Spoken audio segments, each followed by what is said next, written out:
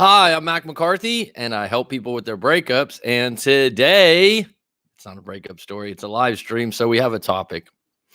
And timing and circumstances is something I've talked about before. I've talked about it on other videos. And we'll just dig a little deeper today because what were they in your breakup? What were the timing issues or circumstances? And this is something that comes up again and again when I read a lot of these breakup stories and talk to people in live coaching sessions. And the reason I want to talk about this today is because relationships are usually and mostly based on attraction, connection, and trust. Now, there's some other things in there, but those are the major umbrellas. Got a little hair hanging here. Those are the major umbrellas. Those are the major themes of a relationship. And trust is usually something that's gained over time and secured over time. So you usually don't have that trust right off the bat. You have connection and you have attraction. And attraction is always initial, but the idea of trust being there right off the bat, no. This is what happens 6 months or 8 months down, and you're like, what happened? I don't understand. Well, you didn't really secure trust in who that person was. You were basing it on connection and attraction. And it's not till a year, 2 years down the road that you really trust that you know who that person is as an individual and what they'll act on and what they won't act on. I'm going to take these off today a little bit. So I have some things to touch on. As I do in the live streams, I'll go on for about 15, 20 minutes here. And then if you guys have any comments down below, but if you are checking out this live stream after the fact, after it's been uploaded already and it's not live, please let me know what were the timing and circumstances in your relationship that broke you up. If there's something different or there's something you didn't notice, because what I mean by timing and circumstances, a lot of times at the end of the breakup, you'll say things that are mean or hurtful, or you'll cling to things, but you're not really getting in touch with like, well, actually, this was the real problem. For example, in long distance relationships, the distance along with maybe a time zone difference. So if you have a long distance relationship and you're like, we were both making the effort, we saw each other once every 3 months, but the time zones with our jobs, it was really hard to talk. And so talking during those, that's a timing and circumstance, right? So let me get into this a little bit deeper, a little bit thicker. So pull up my little file here. So dealing with timing and circumstances of your breakup. What does this mean? It's usually the real reason you broke up, okay? A lot of times you're thinking like, oh, we broke up because she was talking to someone else, or we broke up because she started hanging out with a bad group of friends. It might be a little bit deeper than that, okay?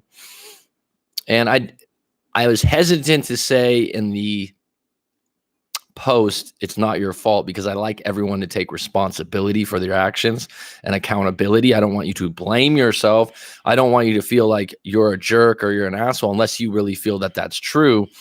But sometimes timing and circumstances are completely out of your control, right?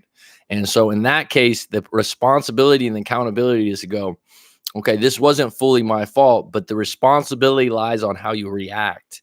And so sometimes we get this knee-jerk reaction where we start seeing different things or creating different narratives or stories, when the reality is it's more simpler than we're making it out to be as far as why we broke up. Mary, how you doing? So, sorry, I got to scroll down here. So the real reason you broke up in most cases is probably timing or circumstances, okay? And timing's huge when you start dating someone. I see this a lot. Oh, we're dating, but she says she's got, or he says he's got anxiety and depression issues. He's been out of work for 6 months. He's not really happy with himself. Well, that's bad timing for you to start a relationship. That has nothing to do with you guys being attracted to each other or connected. That's saying, hey, I got some shit I got to deal with. I got some issues. And for me to be in a committed relationship, I got to get on deck. I got to be at my best. And right now I'm not. And if, like I said before, if 2 wounded birds with 2 wings doesn't make you fly, right? You need one individual that's strong and another individual that's strong and has a lot going for themselves to make it work. If one is really wounded and has a lot of issues, the other one will enable them to continue on being that way. The best place to fix your problems and your issues is when you're independent and you're on your own, because you can give it the most time and attention. Okay. Timing and circumstances that affect relationships. This is huge, and I don't think it's talked about. I don't think I've read about it in books very often, and it's certainly not on a lot of YouTube videos. So, your schedule. Your schedule counts, right?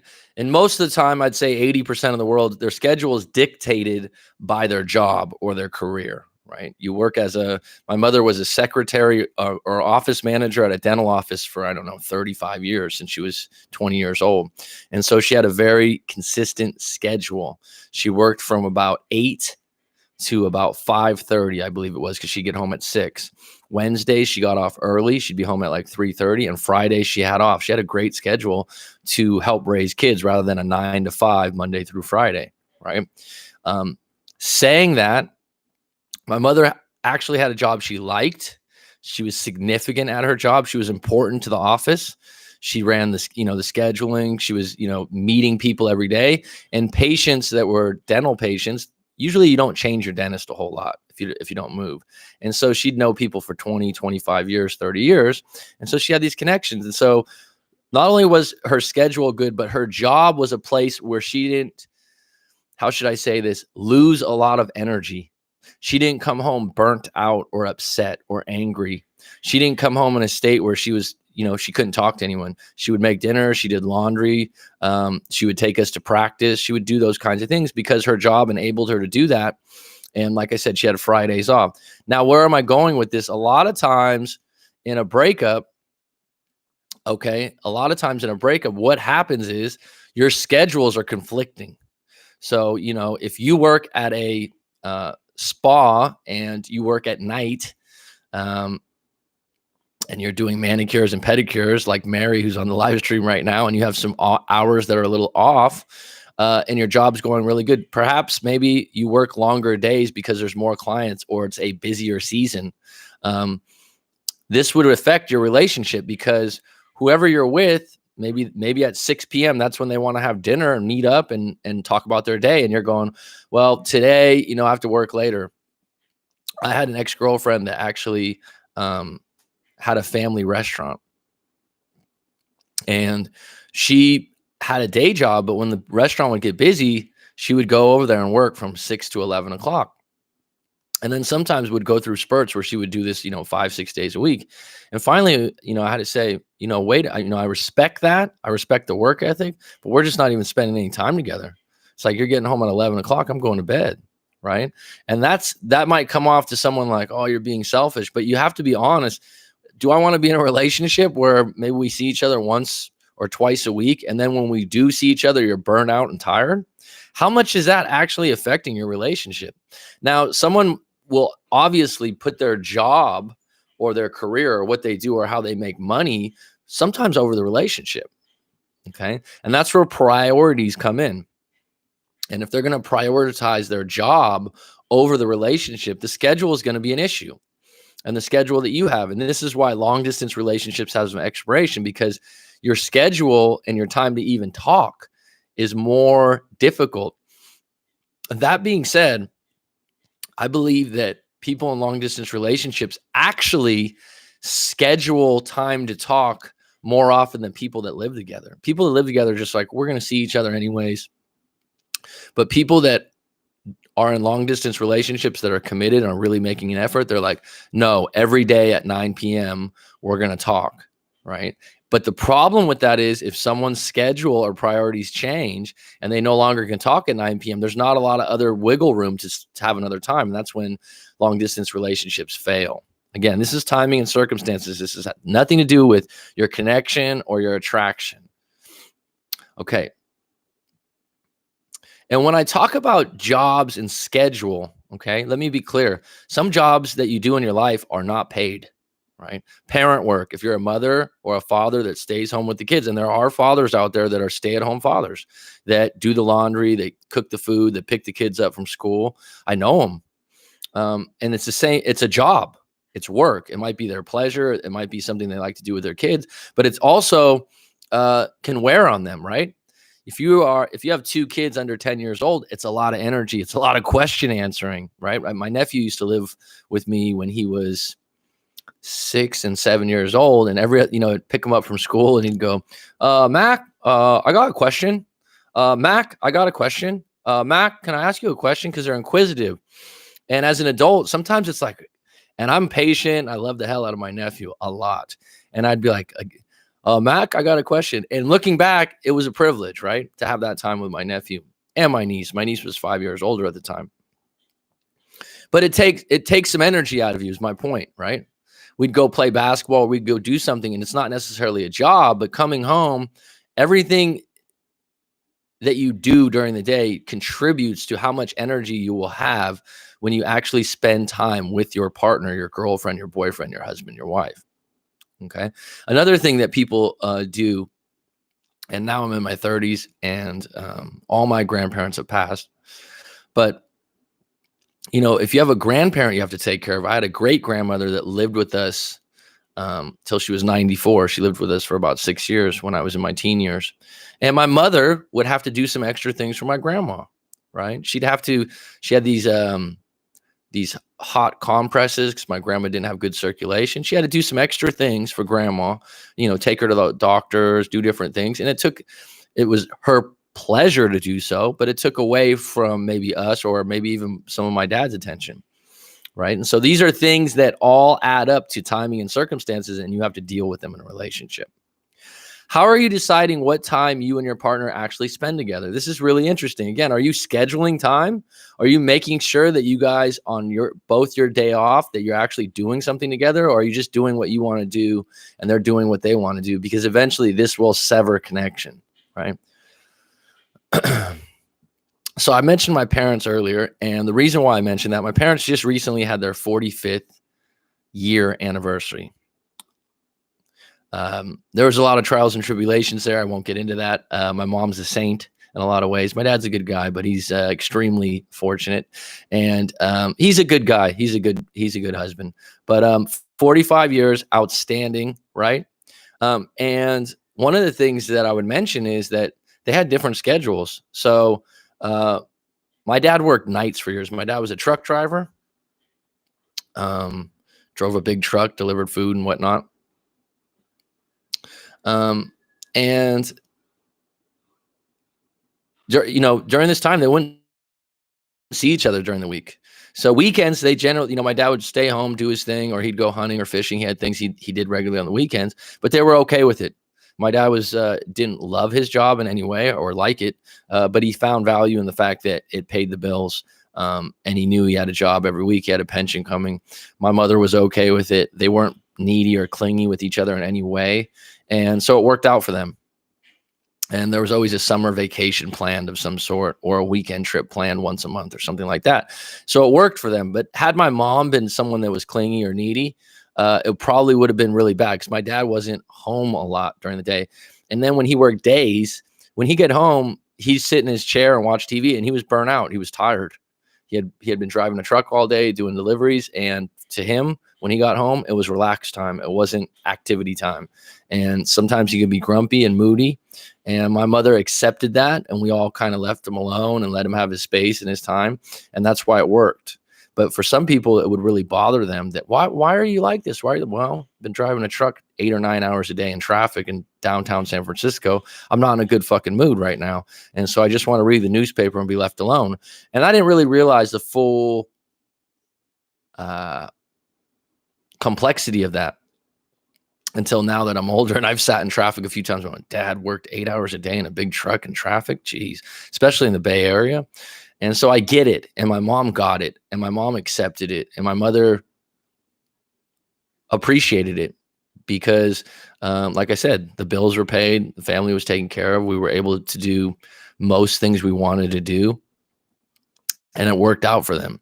For some people, it's not enough because they want more time with each other. If someone gets a new job, their schedule changes, this will affect your relationship. So this is a big one that comes up. I'll ask people, did they change jobs or did they change friends? And they usually say yes. And this is when people change their values and their schedule changes, which changes timing. And absolutely affects the circumstances of the breakup. And this happens at university. University lovebirds, university uh, relationships actually end quite frequently when university ends and you get jobs, and suddenly your schedule and your priorities are different. When you're in university, it's like you can talk about your teachers, you could talk about your schedule, you can, you probably you probably both have weekends off, no one's working nights. There's a lot of similarities there going on. And so once you quit school and then you start a job, now you have to go in different directions if you're not in the same field, and the relationship will suffer probably in some ways. So example, I wrote down the circumstances. They're going to your university, have a part-time job so let's say one person has a part-time job. This was me in college. I worked every weekend. And it used to be annoying and used to upset me sometimes, because Sunday there'd be a barbecue or be someone having a get together, and they'd be like, "You're gonna come over something?" And I'd be like, "I got work, dude. I got work." And it will affect relationships. And during those times in college, I did not have a girlfriend. I wasn't bitter about that. I didn't have the extra time, really. It wasn't that I was deprived. I was going to school full time, working basically 30 to 35 hours, just under full time, which would be 40. 32 was considered full time at that job. But I just didn't have a lot of extra time. And so if I was in a relationship, I would have been spent. And I was okay with that. I knew that. Couples with similar schedules work out much better. Think about that. If you've been in a relationship before and you guys have a similar schedule in some way, it helps. Also consider how much energy one uses at their job. So I mentioned earlier, my dad had a rigorous job, a lot of energy unloading trucks, a lot of labor intense work. But not only that, when you sit in traffic, it's also mindful. It also stresses you the hell out, right? Because you're sitting there in traffic, you're angry, you're not patient, you're upset, things aren't moving. And so he came home, he wasn't just tired, but he was mentally tired. And that'll affect your relationship if you're not understanding of it. And over time, people can get sick of that, right? And so the moral of that is, it's best when both people like their jobs. It's best when people come home from their jobs and feel like they still got some energy left in them. They still feel like they have some excitement. Because if someone's going to work, and you know what, I know people have to do that, and my father did, and he chose that career and it worked out for him. But it definitely affected his energy with the family after work. On the weekends, he'd do the best he could, but if you're not understanding of that, timing and circumstances will take effect, and it will affect the relationship. What are some reasons relationships end because of timing and circumstances, not attraction or trust? This affects connection. So just to recap, we still got some people on deck here. I will get to you guys soon. Thanks, Skinner. Mary, thanks for checking in. Anyone else on deck, thank you for the likes. So this is where we get to the top 10. Dun, dun, dun, dun, dun, dun, dun, dun, dun, dun, dun, dun. So attraction, trust, connection are your three pillars of a relationship. I'm saying to you, timing and circumstances are going to directly affect your connection, right?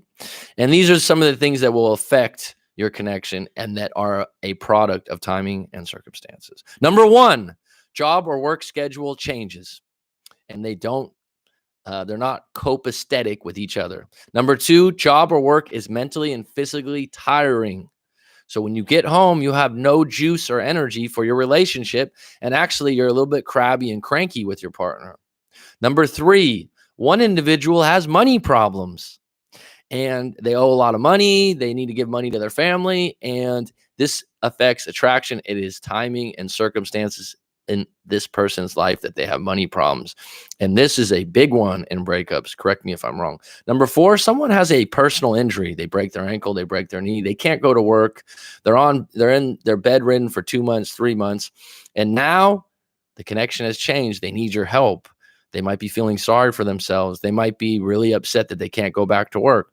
This is a circumstantial situation that I've seen affect a lot of relationships. It is not long-term, but it is very difficult on people.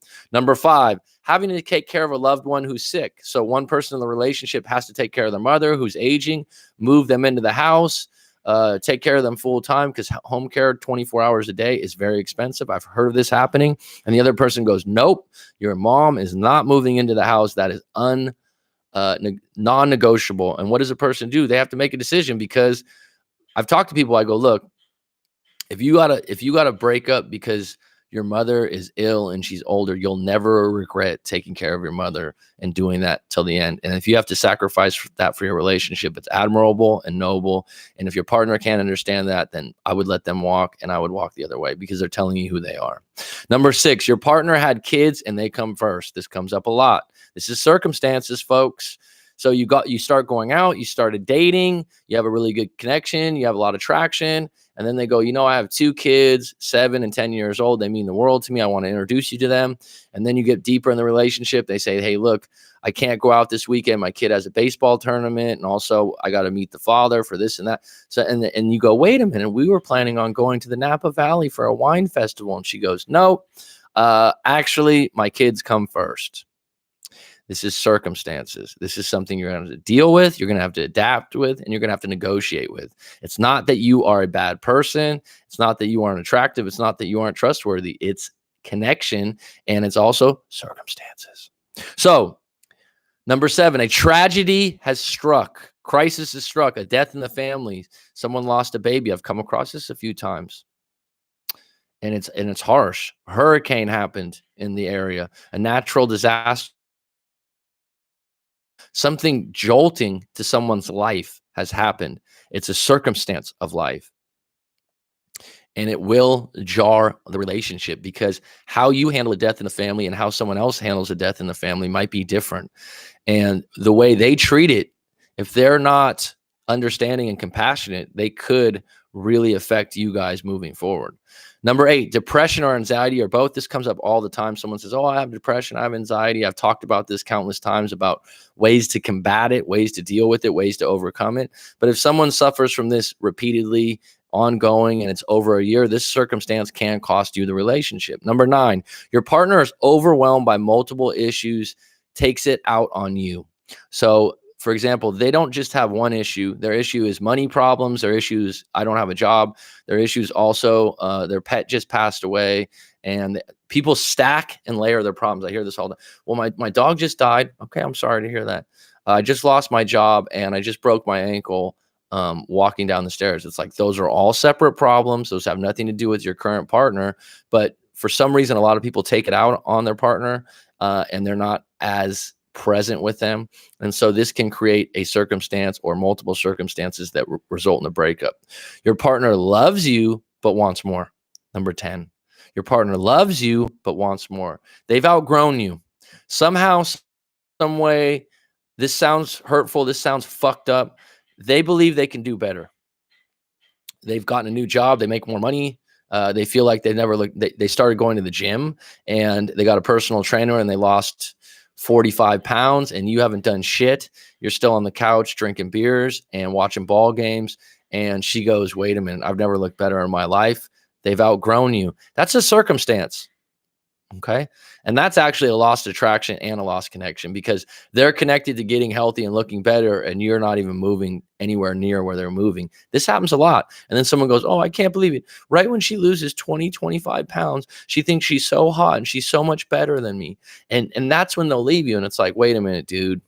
I'm sorry to tell you, but someone's not going to be attracted to the fact that you aren't working on yourself or growing in a similar or better direction for yourself. And so for you to not see that, sometimes a breakup has to happen.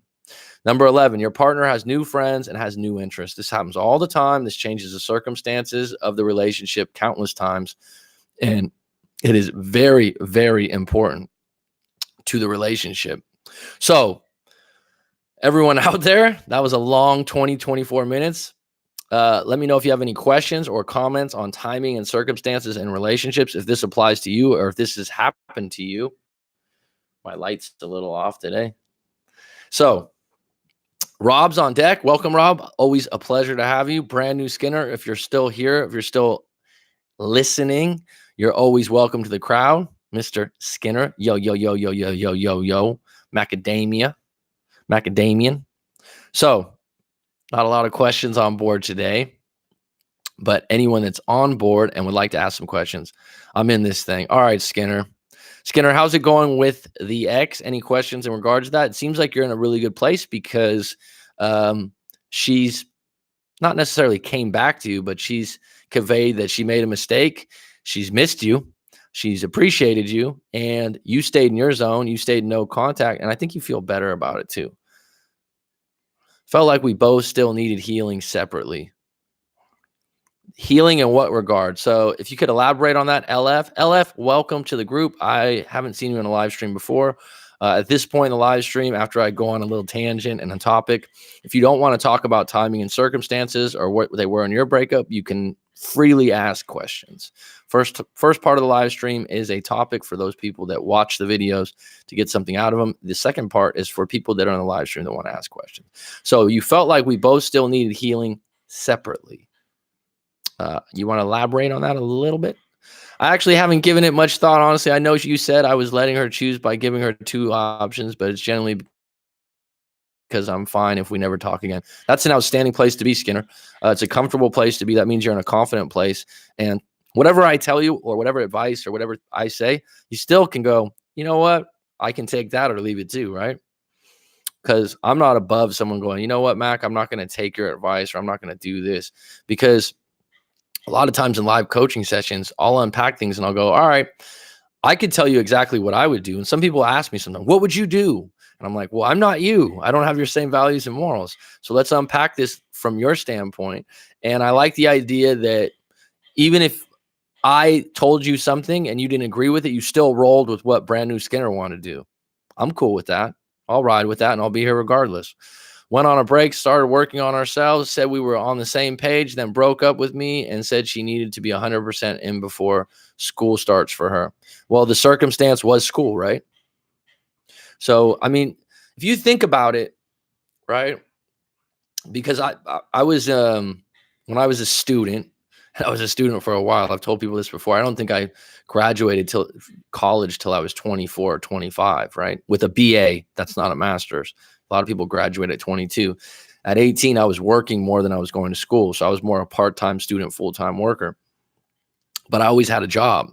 So school was kind of not the priority, where a lot of my friends, you know, if you made school the priority, then that's it. And it depends on your major, Tyler, because different majors are more intensive. They're more difficult. It depends on your school, right? I went to San Francisco State University. I had a history degree.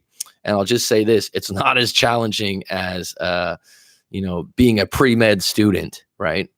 I'm proud of my degree. I got a lot out of it. I got a lot out of my time in school. But that being said, circumstances are different for different majors and different levels of school. And the fact that that was her reason, that says that she's got a priority in place that puts school first. I don't think that would be personal. My point in all this with this timing and circumstance of thing is that a lot of times we take things personal and things are said at the end of the relationship because everyone wants a fucking reason. Like, well, give me the reason. And sometimes the reason, we don't know how to convey it or say it because it comes off shitty. It comes off rude. It comes off hurtful. I was in a breakup in a long distance relationship and we had broken up a couple of times. She broke up with me and then I broke up with her. She broke up with me at, I think, the beginning of the long distance. And then I moved back out closer, but still not close enough. And I remember when we were breaking up, I was like, well, it's just, at the time I didn't have a lot of extra money to pay for a flight. The flight was like 2 hours away. So the flight wasn't far, but I mentioned the dollar amount for the flight. I'm like, yeah, it's costing me $300 to go out to visit. And she took that as the reason. And that was just me thinking out loud, like, oh, another thing is this, but that wasn't the real reason.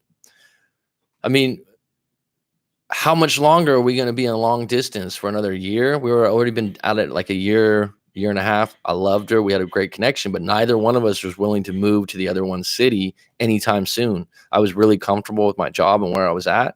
I wasn't making a lot of extra money, so I could just fly there every weekend. And so I mentioned that, and she took that like, I can't believe you said that. I can't believe you used money as part of the thing. And it wasn't a money issue. It was like, no, right now I'm not going to quit my job or where I live because I enjoy that so much and start all over again. And that was a sacrifice I wasn't willing to make. Okay. And this is why LDRs and long distance relationships are really tough, because you got to put your priorities up.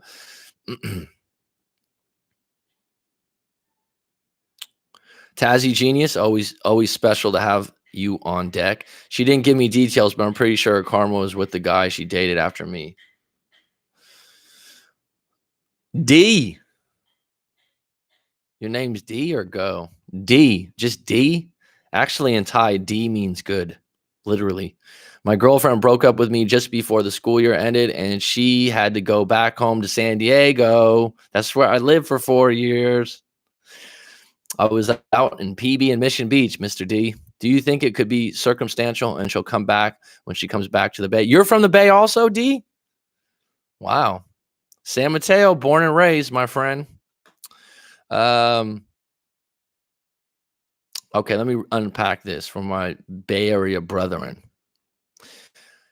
The Yay area. Do you think it could be a circumstantial and she'll come back when she comes back to the Bay? Possibly. If you're in the Bay Area and she's in San Diego, I've actually had a relationship with that distance. Okay, so let's unpack this. I know a little bit more than the average bear about this. It's about a 7 to 8 hour drive without speeding. Okay, so and it's about an hour and 20-minute flight southwest, right?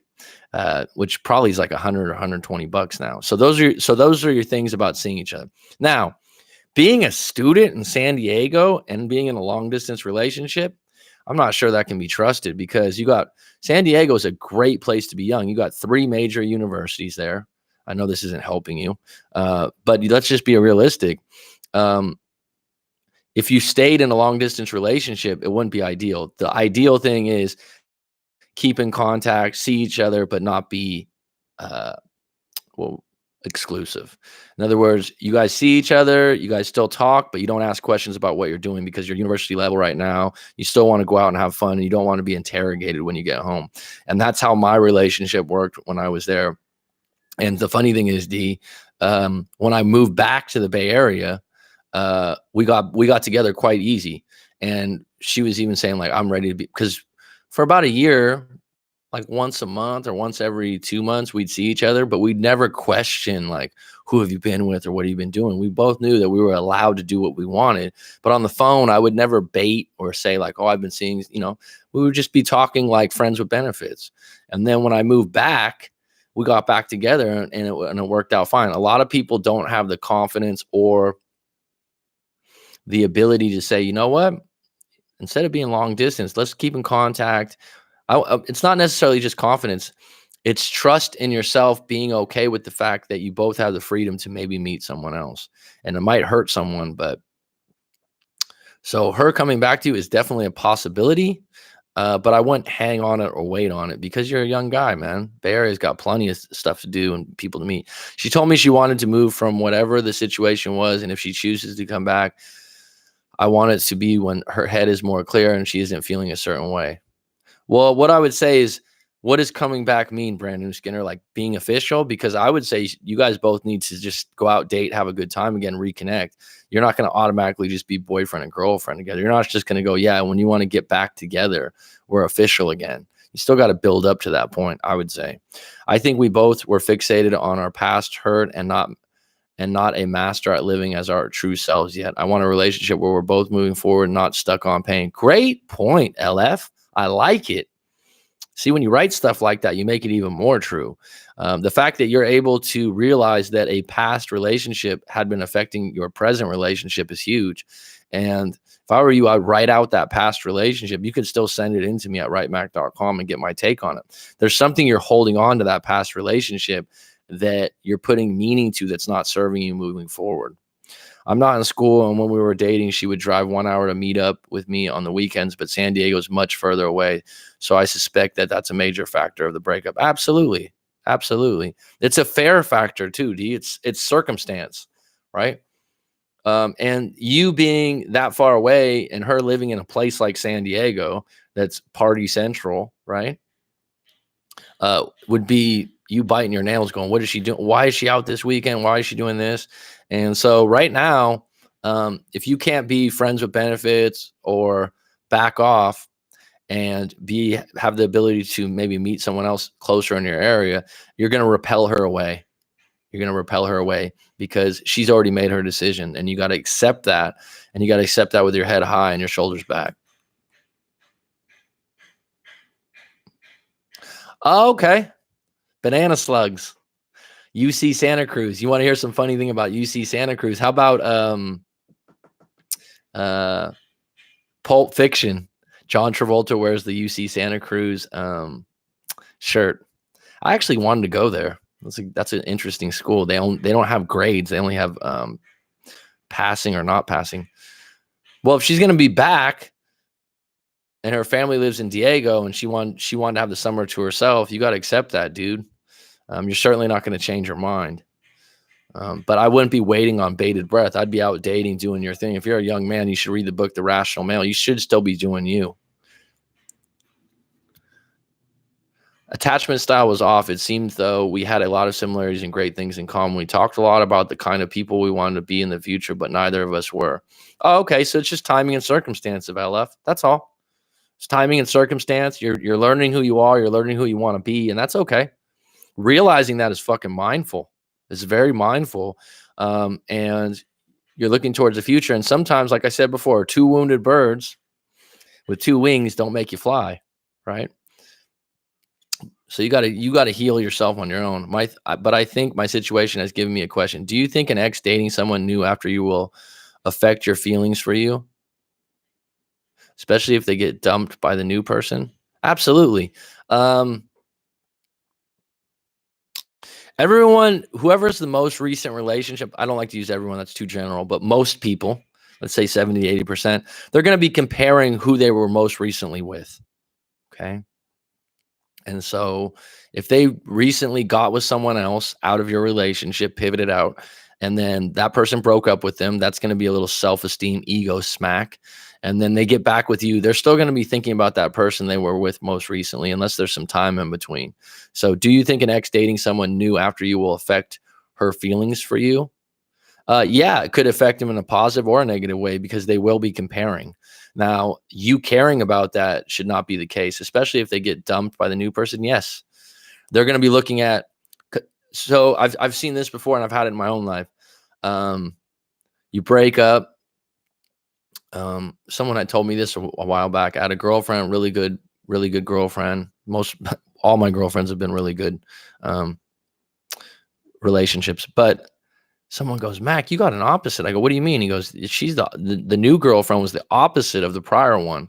And what happens there is that when you're with someone for long enough, the next person you're with, sometimes you're like, God, this person that I'm with is so much better, or what's the word I want to say? Fulfilling, because the person you were with last time smoked cigarettes and drank too much. Okay. And now you go out with someone that's very goody and doesn't do that. And you feel like, wow, that's so attractive because you haven't been with someone like that before. And it bothered you over the long haul of the relationship.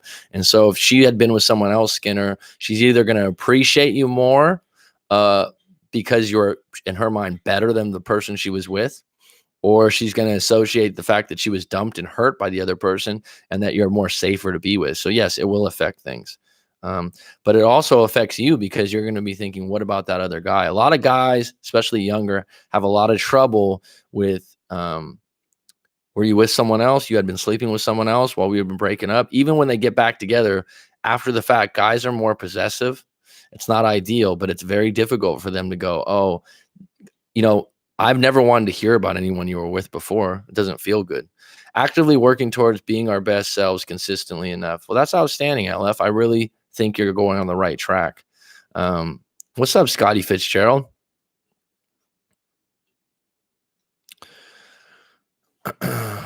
Wow, this is a late night for a lot of people out there. Okay. But I think my situation has given me a question. I'm sorry. Lose my track here, guys.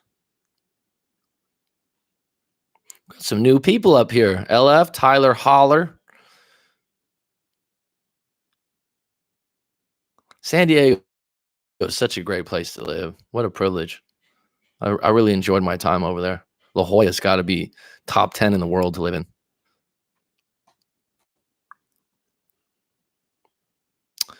Santa Cruz is pretty nice too, though. She goes to UC Santa Cruz. Oh, I don't mean going straight into a relationship. I just want her to find clarity in that situation. All right, Skinner, fair play. And I want you to find clarity. I think you're there. I think this has helped being in these live streams, and your perspective over the time and talking and stuff is really cool, dude. You got a good lightheartedness about you. See, the thing is that's good about talking like this in live streams and watching some of these videos. Eventually, you got to laugh at the situation. I've noticed that people do that when they start to let go. It's almost like you're clogged up inside, like a sink gets clogged and nothing's moving around, and that's when you're like in quicksand. But when you start to go, I can't believe I was that fucking spun about this situation, you just kind of make some jokes about it. And you definitely do sometimes, Skinner. You got a sense of humor about it. It really unlocks some things and opens you up. And this is the time, if you're open to it, you might have this, this ex in play and she's interested and she's going through these things. But this is the time when you're on fire right now. Go out. And if you meet someone at the cafe or the library, or you meet someone at work and they seem interested, go out with them. Don't be like, oh, my ex might be coming back. Go out with them, because you're in a really good place right now. You're on found money, bro. I'm doing no contact on her right now. The school year starts back in September when she returns to UC Santa. Should I break no contact or wait for her to contact me? I don't like you to wait for anyone. So what I would do is go into no contact for you. Have a good fucking time this summer. You're a university student. If you have an internship in the Bay Area, that would be outstanding. Do something that boosts your future right now that you feel really good about. Do some fucking charity work. Do something that you are like, I'm going to make this summer meaningful. I'm not just going to go out and party and just meet chicks and post online and see if I can get her jealous. I'm not going to sit around waiting for her to decide if we get back together. No, I'm going to get up off the mat. I'm going to go on offense, and I'm going to do some things that are actually life-changing, because Mac told me in a live stream. No, because you are better than this relationship. This relationship doesn't define you, D.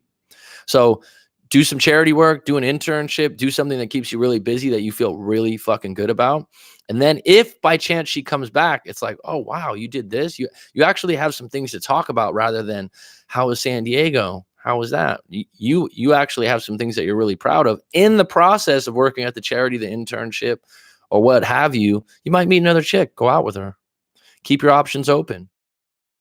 Be open to the fact that you're young, and that, I'm assuming because you're a university student, and that single is actually a good place to be. And this is actually an opportunity for you to not be stuck in a long distance relationship. You actually have the right to see other people. And then when she comes back, that's attractive, right? Not that you see other people, but you were able to take it on the chin, as far as her saying, actually, I don't want to be together. Because what she's saying is, when I go back to San Diego, I don't want to be in a relationship and worried about if I want to go out and hang out and have a good time and see someone else. And if you could take that and you can go, you know what? Fair enough. I actually can see how that could be a benefit for myself too, because in that time, I have the opportunity to possibly meet someone of equal or better value for me. One more question. I asked for one last convo. The day after she broke up with me, she said that's fine, but she needed a little time. She reached out when ready. It's been 4 weeks and nothing now. What? Stop waiting, stop hoping, stop wishing, and just keep in no contact. There's no time frame on this stuff, okay?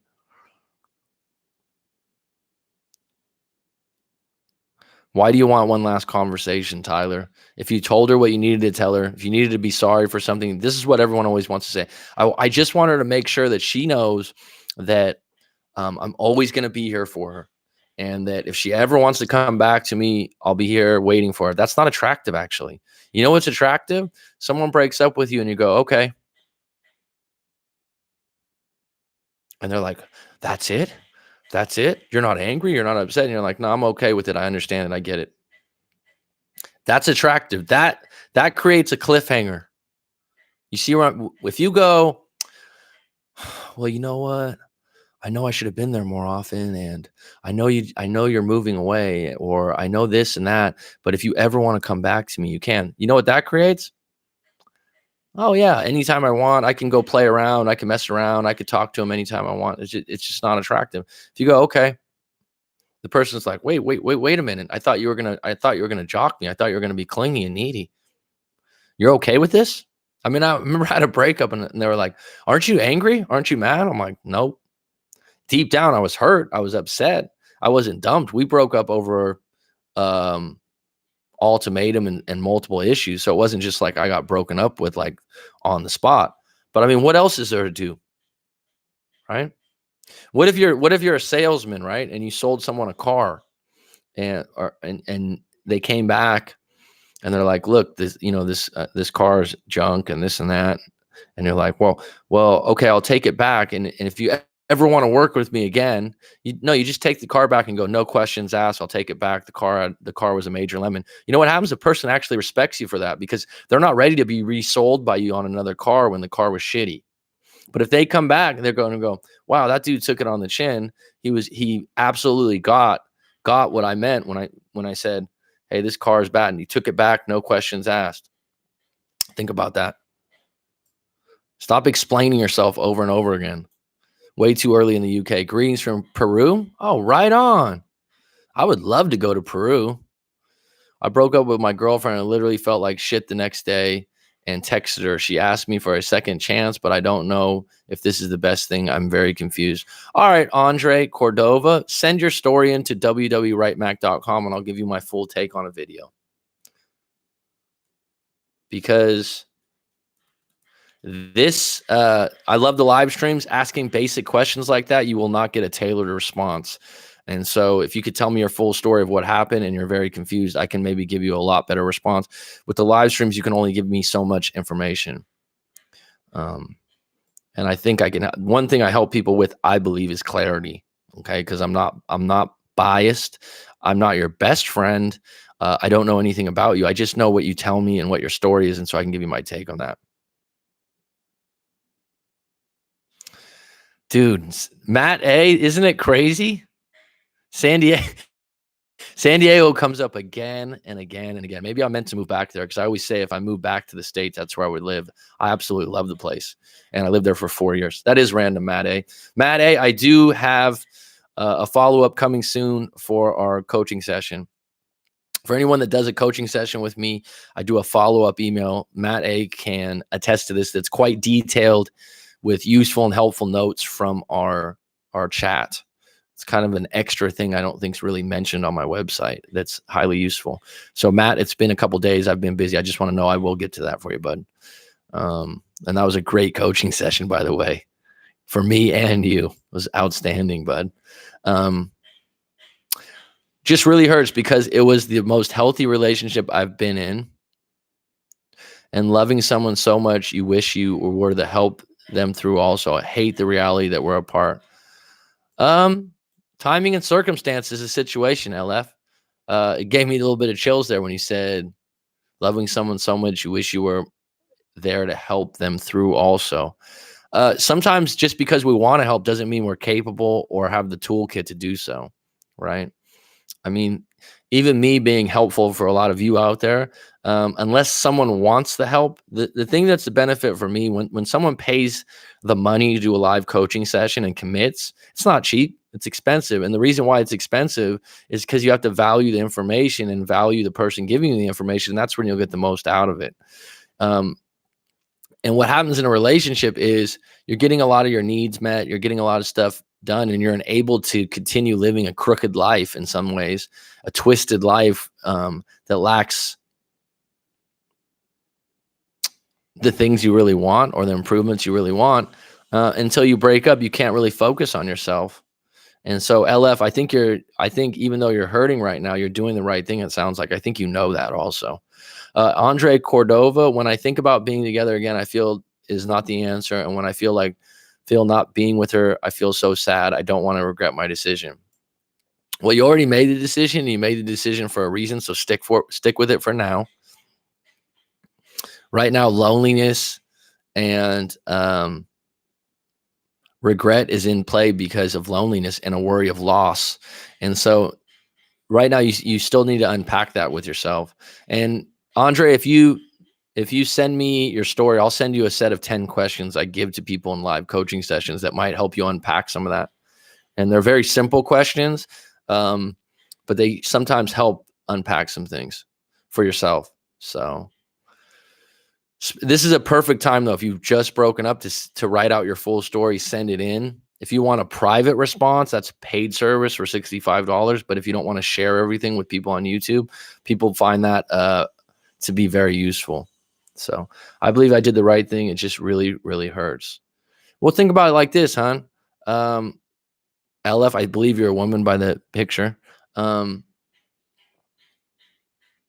I've said this before. Let's say you break your arm, right?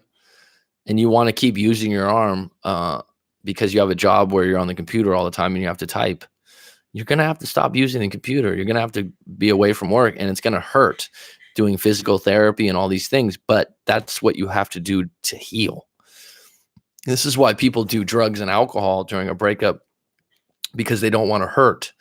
But the reality is, hurting is probably a part of temporarily that shows that you're actually feeling the pain. You're being honest with yourself. And eventually, if you do the right things, it will dissipate over time. But that's the proper way to heal without extracurricular drugs or alcohol, right? Mac, what's your opinion of these guys on the internet that say wait 4 weeks, then reach out from no contact? I'm okay with that. I just if you want a finish line, is what I tell people, because people like timelines. So that, like, if I get to 4 weeks, 4 weeks doesn't promise you nothing. 4 weeks is for you to see where you're at in 4 weeks, and if you feel better about things. And for me, Scotty Fitzgerald, I need to know your story. So for me to just go, oh yeah, every relationship and every fucking breakup, if you wait 4 weeks, that's bullshit. Could it work for some people? Absolutely. You're individually based. Everyone's a fingerprint. Everyone has a little nuance here and there. And so I think Matt A could attest to this in talking to him. General information does not apply to you all the time. So, and for me to give you that advice, I would have to know your story. I'd have to talk to you for a little bit, and then I'd go, you know what? If you want to reach out for, I've told people this. Oh, in your particular situation, you could, because this, and this happened. This is how that ended. But that as a general rule, no, that means nothing. As a finish line for yourself, just to work towards, I'm going to get to 4 weeks and then I'll see where I'm at again. Sure. To go at 4 weeks, you call them up, you do this, you do that, you do this, you do that, and they'll most likely come back. No, that's not true. What's up? She's a queen. So my ex canceled our plans because she was sick and felt like death. Jesus, that's a strong statement. Had a cold, she said, so I'm not going to bother her and she can reach out to me. Yeah, that's fine. At this point, if she had a cold, she doesn't feel well, it's not necessarily you don't have to bother. You can just go, okay, I hope you feel better. Just keep it short, sweet, and simple and honest. Don't go, hey, do you want me to bring over chicken soup and all this other stuff? Or when you feel better, you can contact. Just go, okay, hope you feel better. That's it.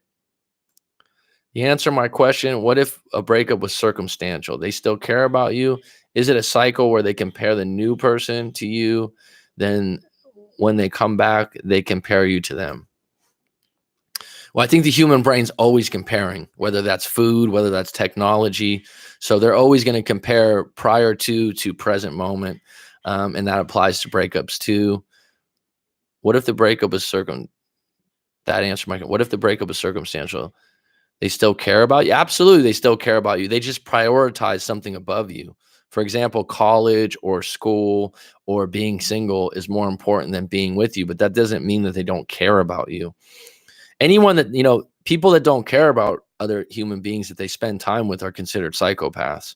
So even if they're being a jerk, for someone to be a jerk to you means that they have to have feelings for you, because what's the worst thing you can do to someone is actually completely ignore them when you haven't talked to them. And that's why no contact is actually so powerful.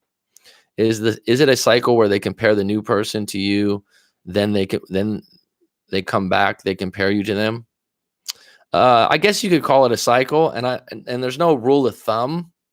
It's not like it's constant or consistent. It's different in every case. But yeah, just from my own life experience and being in breakups, a few breakups, and I'm a serial monogamous, I guess you'd call it, as Corey Wayne says, serial monogamy, where I've had these relationships of 2 years, 5 years, 2 years, 6 years, and good relationships. During certain parts of the new relationship, I'll circle back and think about an ex and think fondly, or think, oh, that was really great about them, or think about some of the things I didn't like.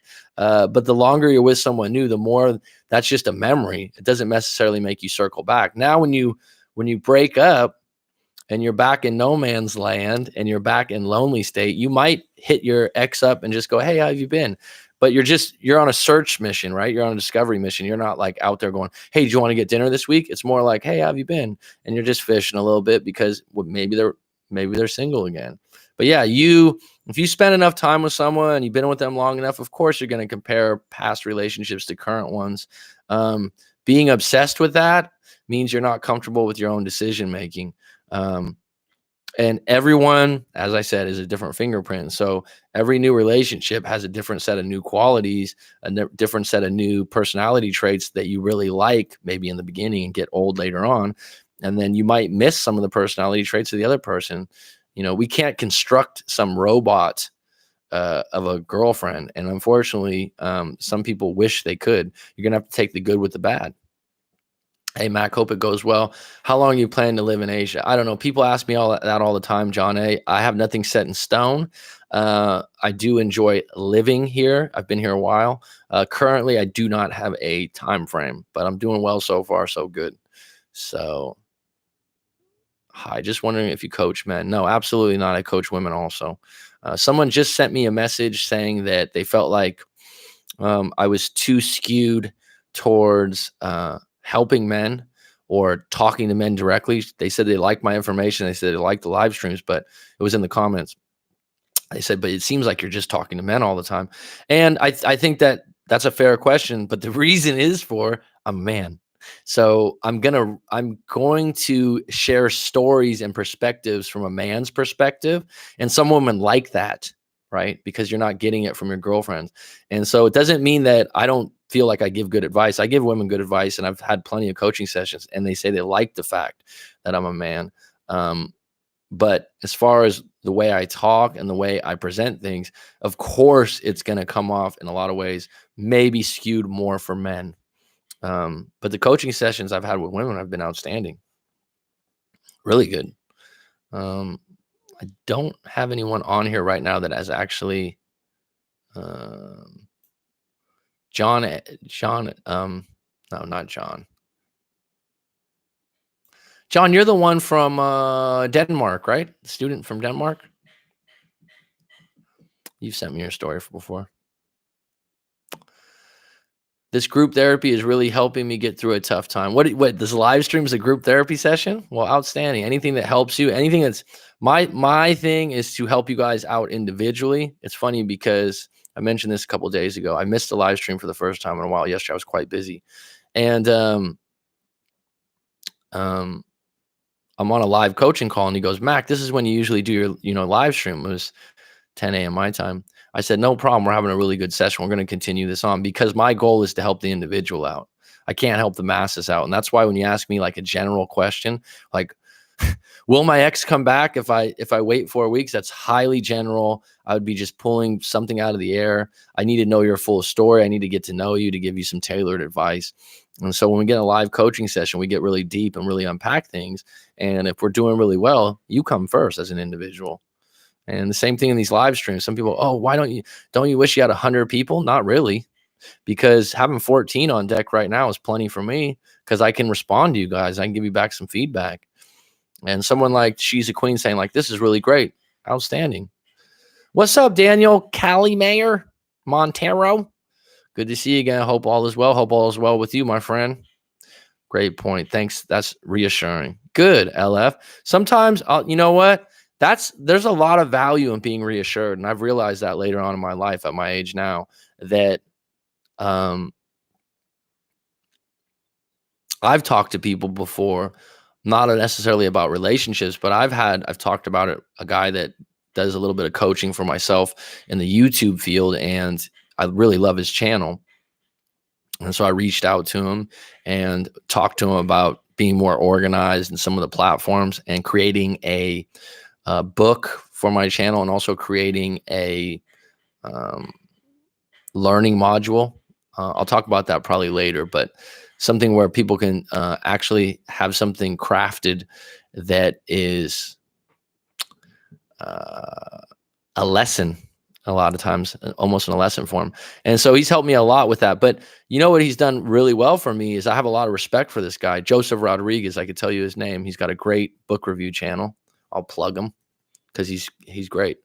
I got a lot of respect for this guy, his channel, but not only his channel, but how he treats people and how he's treated me as a coach, and just reassures me, hey man, your channel's good. You're doing really well. And it comes from a place that's honest, and it comes from someone that's actually successful, and it comes from someone who seems to line up with my values a lot. And so being reassured by someone that's just kind of like a random family member or a friend at work is different than someone that you might have some respect for. So that's a big deal to be reassured. And I appreciate that I could help you with that, LF. And welcome to the live stream for the first time. No contact doesn't work that way. 30-day coached are simply trying to sell you a program. Yeah, Judy Jack. I just my take on that, and welcome Judy. I know it's late for you. And Kylie. I don't think it necessarily works. I mean, anything that's precise with a breakup, like do this, and that, there's much more to the idea of you being able to move on, move forward, and your ex comes back as a bonus. Whereas in 30 days, this will work, and then do this, and then do that step. You're selling someone on a prescription. My prescription is read really good books, get good advice, write out your story, and get clear on actually what happened. Those are things I come from. And if you're really interested, get a live coaching session from someone like myself or someone else out there that resonates with you on the Breakup Coach Forum. There's plenty of other people on YouTube that maybe you line up with. A lot of women like Susan Winters. Wouldn't be my pick, but other people say good things. So when I say that, let me just reframe, because I don't like to say something where I'm saying not to talk to her. I'm just saying, for me, as an individual, it probably wouldn't be my first choice. But I like continuing to reach out to her. I'm not going to do that anymore. Well, good for you. Make a stand, make a commitment right now today, because you said so. So, Judy Jack, if it's a true rebound, they will often look for a person with contrast from you, what they saw in your defect. I would say that's true, Judy Jack, or the first person that shows them attention. Because some people are out there on a rebound, they're just lonely and they don't deal with being single very well. And so it's an immediate fix. And those are the ones that really don't work. If someone appears to have rebound with someone from work, or someone that's a friend, and then that's someone they probably have had secret interest in for months or years, and they've had a rapport with that person, it might not be their plan, but it's a little bit different, right? Do you think some exes only apologize if the rebound fails? Well, it certainly affects them, right? Because they have failed themselves. So they've been humbled, Brandon Skinner. And so a lot of times, especially if they got dumped, they're like, now I know what it feels like for Skinner, right? Now I know what it's like for him. And so maybe that's part of it. I certainly believe that there's a lot of people out there that are stubborn that would never admit that. So it's not everyone. I live in Thailand. D. Do I speak Thai?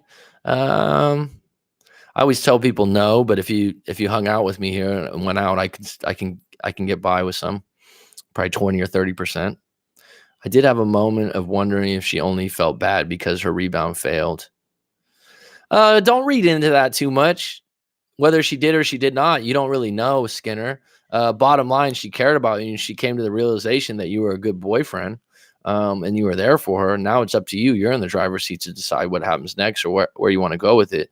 But the fact that she came back to you wasn't by accident. It wasn't out of pity, right? It wasn't like, oh, I feel so bad for Skinner now. It's like, no, actually, now that someone's broken up with me, I know what it feels like. And actually, he was a really good boyfriend. Doesn't take the sting out of it for you. Rebounds are funny. Sometimes an ex will almost transfer the relationship to another person. It accelerates. Then they take up one day and realize it's not you. Stay no contact and let them go through it. I mean, rebounds sometimes work for people. There was a client I had. He literally said he he had contacted me that he had broken up with his ex-wife had left. There's a lot of moving parts in this, and I'm not going to give all the details because it was private. But they had a 15-year relationship. She left him. She had some family things. She had some emotional issues, and he was shocked. He said they had a great relationship on a lot of levels, and she was manipulated by her mother in a lot of different ways. But he said how he met her, she was a neighbor's friend from across the street where he lived. And a week after he broke up with a girlfriend of like 2, 3, 4 years, they came over and had drinks, and they were together for the next 15 years. So, even though that 15-year marriage failed, it's pretty successful if you can go 15 years, right? I wouldn't just call that a rebound anymore. So they can work, but I think a lot of people are filling a void. But sometimes timing, it happens. And he met her by chance, and he didn't feel like that was a rebound if he was with her 15 years. He felt like, wow, we just sunk in together. Hearing everyone's issues is helping me not feel so alone. My friends and family don't get it. Well, here's the thing about friends and family and getting information. Number one, most of them care about you. Number two, some of them don't even want to fucking hear it because it's not their realm. Sometimes people will be like, Mac, how do you do it? I don't know. I like talking to people about these particular problems. I've been through them. I like to talk. I genuinely care. Not everyone's like that. And everyone's going to project their own relationship. So she's a queen. If you're talking to your sister who's been married for 5 years, if you're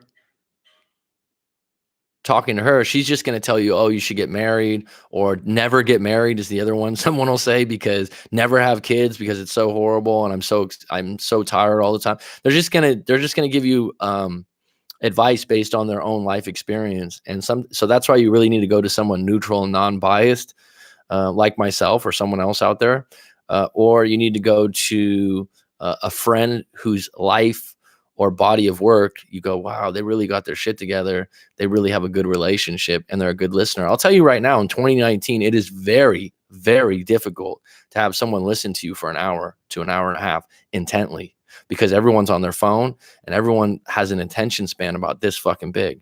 And so you being able to talk to someone, sometimes I talk to people for 2.5 hours intently. What does intently mean? I'm listening. Like they're going on and on. And I'm like, hold on, let me interject, because I'm actually listening. So I need to clarify something. I'm listening. Okay. In regards to this, that's a real conversation. Someone going like this. What? Oh yeah. He's a total asshole. Oh, I'm sorry. What? Again? That's not listening. That's not listening. How many people know people like that? I'll definitely check him out. I love reading things. I don't know which book I just mentioned. LF, what kind of book are you looking for? I do recommend a lot of different books. So I don't know what I just recommended to you, but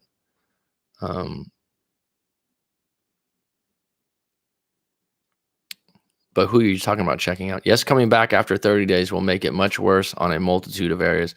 Give them their space. They'll reach out if and when they're ready. Time is actually better for many reasons. That's good advice, Judy Jack. You're so reassuring, Mac. I love having found your work. Well, thanks, Skinner. I like you too. Chicago's finest, even if Zach LaVine is your favorite player. You know what book I'm reading right now, Skinner? I'm not going to turn this into basketball. Sorry, guys. But my friend just bought me the Larry Bird biography. Great book so far. Very simple, just like Larry. Well, there is a difference between the psychology of rebounds and legit being over it and ready to move on. True. I agree, Mac. I think that was my ego doubting her reasons. I honestly think she still cares and understands her wrongdoing. And honestly, even if we don't date, again, I'm happy she's growing. That's a fantastic place to be in, bro. The way you're writing that and conveying it, I think you're genuine. And that's a really good place to be in. And I would say if you're in that place right now, do not close the floodgates from Skinner being this open person and continue to go out with other women. continue to, you're in a good place right now mentally. And so I don't know if entangling with this ex is the best thing at this point. The best thing at this point is to open up the floodgates. Rebounds can be awkward. When I last saw my ex, it was weird. I didn't really know what to say besides hello and how are you? Well, what else are you going to say, right? If you feel awkward by just saying hello, how are you? Then you maybe are trying too hard. I mean, if I saw an ex somewhere, I'd say, hey, how you doing? What have you been up to? What's new? I'm the type that I have trouble releasing the conversation. I'll just keep going on. Yes, Shay, my fam and friends don't get it either. Lost to most of them. They can't believe I left a good guy. They don't understand the desire to be my best self and have someone who mirrors those habits. Great way to put it, LF. Oh, yeah. Joseph Rodriguez. Okay. Yeah. A lot of what he does, LF, is dealing with your subconscious. Outstanding stuff. A good book if you're into habits. Maybe you've already heard of this book. Someone just told me they really like it. I've listened to it. I listen to audiobooks, LF, more than reading. I'm reading the Larry Bird book. Atomic Habits by James Clear is like a top 10 book if you're looking to change your habits. I lost my place there. A Molt. I've never seen you before. I would remember the name A Molt. On again, on off again, 5-year relationship. My ex suffers from depression and bulimia. Wow. Jeez, man. Primary reason she breaks up. Latest breakup mid-June. She's on meds now. Should I reach out to see how she's feeling? The question is, Mr. Molt, what do you want? Are you going to be able to help her with depression and bulimia, or is she going to have to help herself? Are you enabling her? Is that one of the reasons why the relationship's not working? Do you want to be in a situation with someone with that many problems? I know it sounds fucked up, messed up, but you got to be you and do you. And depression and bulimia are things that people can work on. They can combat those things. And those are a problem that comes up again and again and again. She needs to go to professionals that deal precisely with those things, and that's not you. Again, 2 wounded birds with 2 wings do not equal someone that flies. And so right now, if I were you, I would just take a step back, especially. So you've been in a 5-year on again, off again. Go ahead and send me your full story at writemac.com, Molt. If you want to, this sounds like it could be private. So private video response, which people love, those are $65, but it won't be shared on YouTube. Or if you want to go, if you got a 5-year relationship and it's really been draining on you, you might want to do a live coaching session and get everything out, because that's a lot, man. That's a lot to unpack, Mr. Molt. And I've told people before, if it's not useful or helpful, I ask you at the end, I'll give you your money back. I've never had to do that, but I'll ask that question. I'll give you the plug again, but .com obviously. But what I'm saying is that 5 years is a long time. That's a lot of stuff there, dude. But right now, I would, as soon as you reach out and see how someone like that's feeling, they're going to entangle you back into the web. And people with depression, I don't have a lot of background with bulimia. With those kind of issues, they really need professional help. They need to identify that they want to fix the problem, and you're not a professional to do that. And so you might be enabling her to bring you in and out of her realm, and continue those things being a part of her identity and a reason for you guys not to be good together.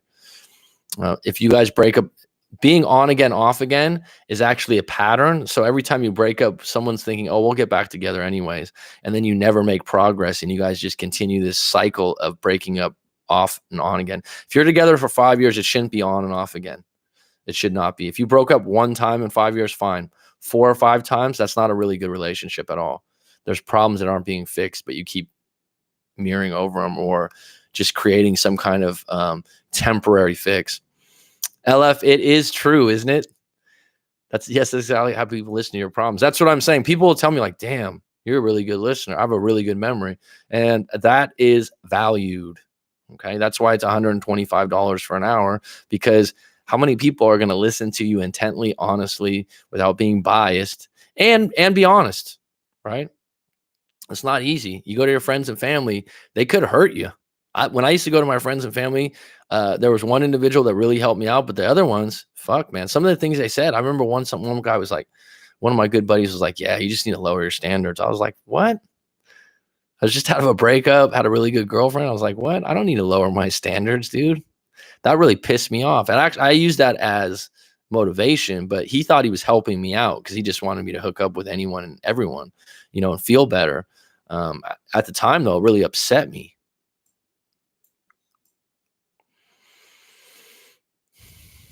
Levine doesn't have the mindset, bro, from a psychology level. He doesn't. He's got the skill set. You know what I don't like, Skinner? I don't like guys that are injured all the time. I don't think that's by accident that Jordan, all these other guys that were greats, Kobe, Bird, they played 82 games. Guys that miss like 25, 30 games every year, no bueno. Oh, yeah, Joseph. Okay, got that. Never heard of that one. Got to get that. Yeah, very good book on habits. Very good book on habits. Let her work on herself. It's more than just meds. It's therapy. You don't want to be her caregiver. You want to be her boyfriend.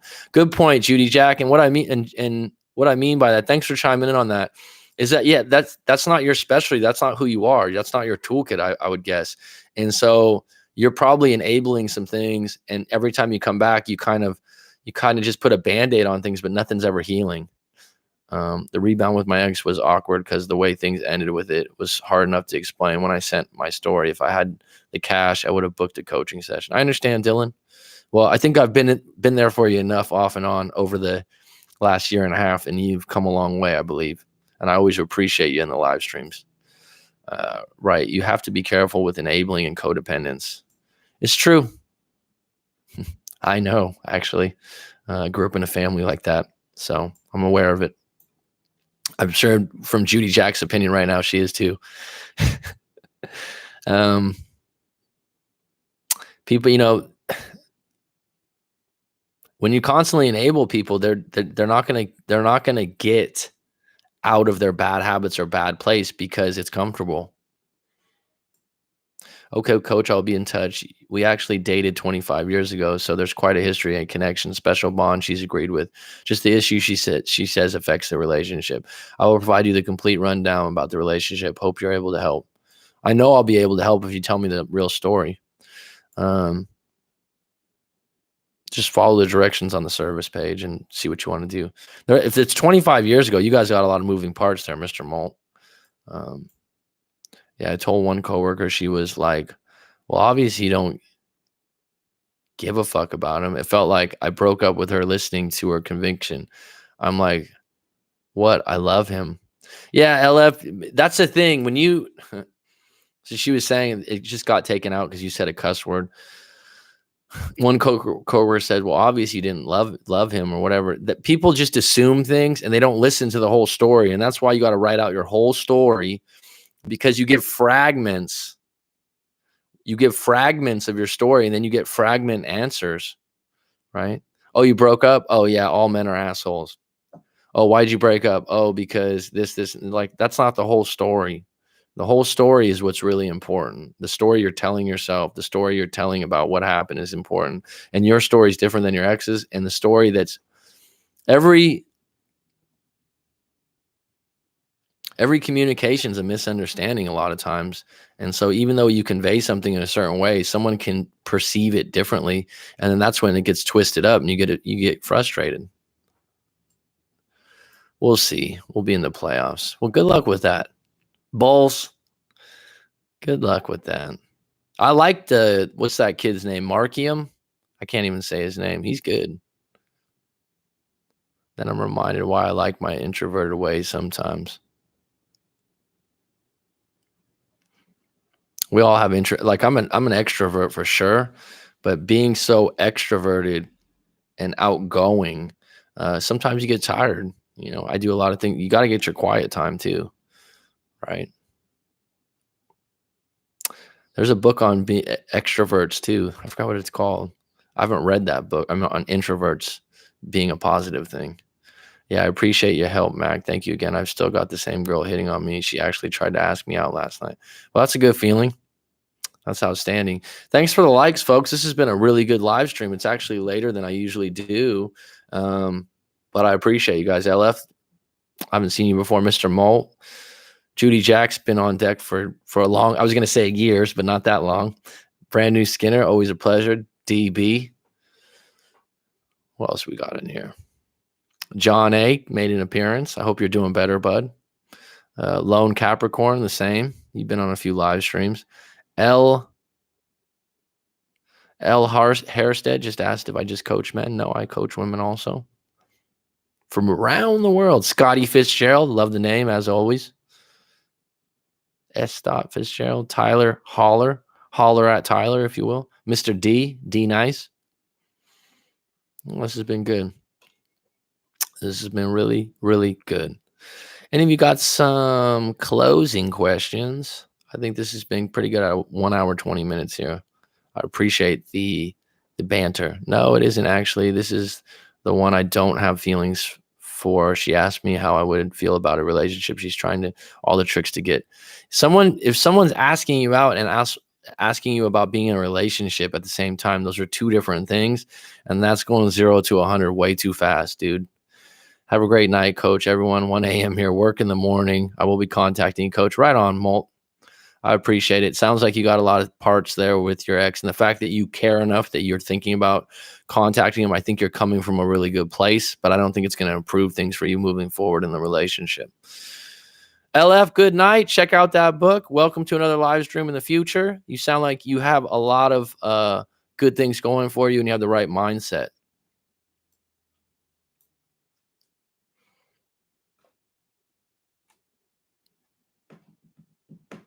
This was good. This was good. Anyone else? Thanks for the likes, folks. It helps the algorithm, I'm told. So that one girl who I went on a date with, Mr. Daniel's back on deck. All right, Daniel. So that one girl who I went on a date with posted on her social media with her cuddling with some other random guy. I couldn't hang out with her as much because I have my own life. That's where social media is just, she has every right to cuddle with another guy. But once you see that, I'm sure it would affect you as a man. It would be just fine if you didn't know about it, right? It would be just because really, if you're just dating and you're not official, if you're cuddling or you're hooking up or you're seeing someone else, everyone has a right to do that. But at the same time, if you see it and you guys are dating, you're a human being, you're a guy, it's going to affect you. So, but unfortunately, in the 21st century, in 2019, 2020, and 2021, this is going to be more prevalent. And excuse me, I don't know if that went through the mic. When you talk a lot, you get these like air. They're not like burps from a soda. It's almost like an air pocket. It's okay. My anxiety is trying to trigger me, but it's not working. And you laugh about it. I worked twice as hard at the gym today because it's the way it kind of feels like rejection. But I just treat rejection as a shoe that doesn't fit. Great term, dude. Absolutely. Double down on gym or running. I just had a situation recently where I had like a little jump out an issue with some neighbors. I won't go into it right now, but I got really upset, and I don't get upset often like that. And I was like, I got to go for a run. I got to go down to the beach. I got to get this out. I got to go listen to some music, and I felt better. Activity, getting your physiology changing, get moving. That helps when you get that a little anxiety trigger. Just know this, Daniel, it wasn't personal. She had a right to do it. The fact that you got to see it with your plain eyes is not fun, but you know what? I'd rather know than not know, I suppose. And now you have your options open to meet someone else. Right. And who knows? This is the thing about social media. Maybe it was innocent. Maybe the guy was gay. Maybe it was just a cousin or a friend. I don't know. Who knows? Right. You're not going to ask her because then that would be, needy. Yes. Exercise honestly helps so much. And that's true. It's nothing personal. It isn't. There's a really good book called The 4 Agreements. I'm going to do a review on this by Don Julio. I might be wrong. Just the book. Just Google the book, The 4 Agreements. Because Daniel, I know you like this kind of stuff. Joseph Rodriguez also has a review on it. And I think the guy that I think you told me before, Daniel, you're Mexican. Not that it matters. I think the author is from Mexico. Um,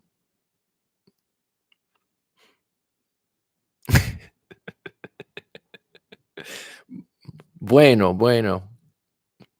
right? But I think the author is from Mexico, and it's about Toltec. It's interesting.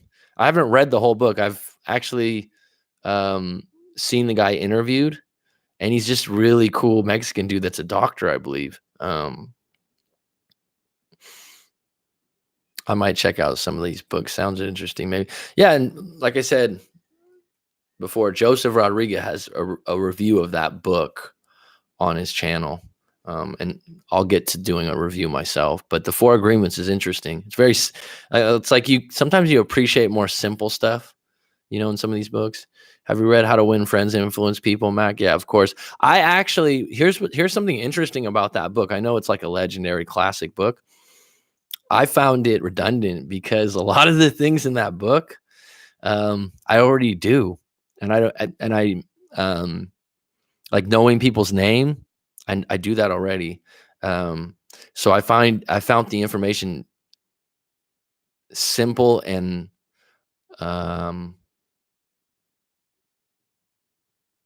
you sound pretty desperate, JF. I begged and pleaded to my ex. What do I do to get her back? Well, first of all, stop begging and pleading. Getting back to how to win friends and influence people, I found the information redundant for me. But I was in sales when I was young. I was a paper boy. I always had customer service jobs. And so all that stuff, I just kind of culminated myself.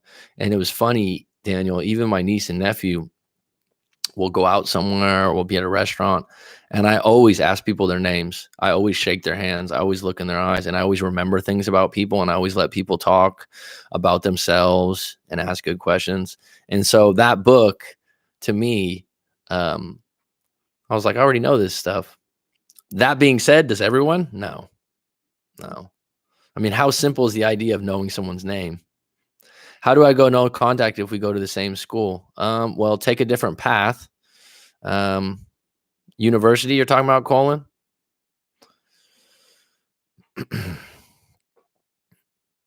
First of all, you need to get out of the idea of what do I do to get my ex back? And you need to get into and I think people on here will agree. And if this is a fresh breakup and you're in a panic mode, Calimero will attest, get your fucking exercise. Any exercise, the gym, running, whatever, because you're right now you're a madman, and like, just get her back. The actual focus. Okay. Well, thanks, Mac. Honestly, really appreciate your honest advice. No problem, Daniel.